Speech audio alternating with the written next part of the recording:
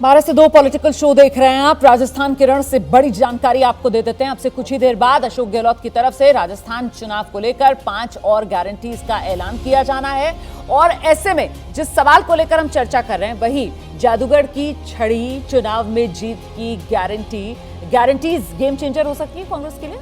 देखिए, कांग्रेस बहुत सारे मॉडल्स का एक घालमेल करती साफ दिखाई दे रही है। इसमें हिमाचल मॉडल भी है, इसमें कर्नाटक मॉडल भी है और इसमें भूपेश बघेल मॉडल भी है।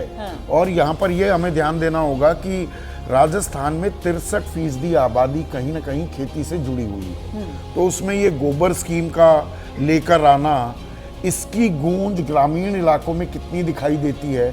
और इसमें मुझे इससे भी ज्यादा ये 5 गारंटी, उसकी जानकारी तो हमने दे दी, बाकायदा अभी ऐलान भी हो जाएगा।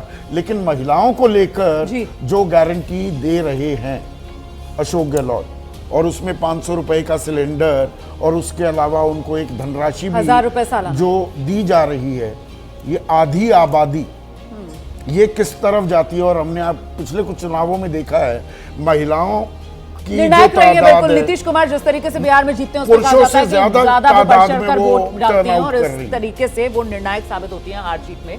सवाल मेरा ये है यहाँ पर कि अशोक गहलोत महिलाओं को लेकर जो आधी आबादी वाली बात संदीप अभी कर रहे थे, यहाँ महिलाओं से आगे बढ़कर वो किसानों को भी साधने की कोशिश कर रहे हैं। वो जिस तरीके से गोबर योजना जो छत्तीसगढ़ में बहुत ही हिट योजना है उसका गारंटी वो दे रहे हैं, वो युवाओं को भी यहाँ पर साधने की कोशिश कर रहे हैं। और कुल मिलाकर हर तबके के लिए कुछ ना कुछ। लेकिन जनता क्योंकि 5 साल आपको सत्ता में देख चुकी है, इसलिए इस बार ये गारंटियों की झड़ी जीत की गारंटी बन सकती है क्या? संदीप भाई ने जैसे बताया कि राजस्थान, हरियाणा, ये 2 और पंजाब, ये 3 ऐसे राज्य हैं जहां कृषि में महिलाओं की भूमिका बड़ी महत्वपूर्ण होती है। तो अशोक गहलोत जी एक तीर से 2 निशाना साध रहे, ये महिलाओं को भी साध रहे और किसानों को भी साध रहे। तो उसमें 2 तरह से देखिए कि महिलाओं को धनराशि और किसानों को भी धनराशि के साथ साथ गोबर।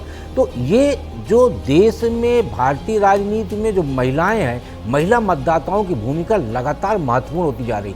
46 करोड़ महिला मतदाता हैं और पिछले 3-4 चुनाव अगर देखिए तो महिला मतदाताओं का रुझान उन राजनीतिक दलों के साथ ज़्यादा रहा जो महिलाओं की चिंता की हैं, चाहे नीतीश कुमार जी हों, चाहे आपके शिवराज सिंह चौहान जी हों। पिछली बार 100 सीटों से ज़्यादा में आप देखेंगी कि 20 से 25 सीटें मध्य प्रदेश में ऐसी थी जहां महिला मतदाताओं की संख्या भाजपा की तरफ ज़्यादा थी।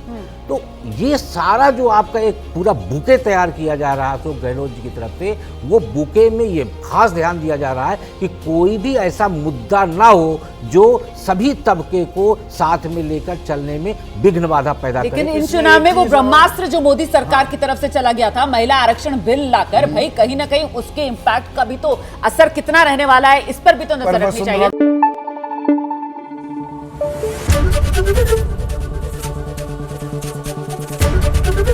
एबीपी न्यूज आपको रखे आगे।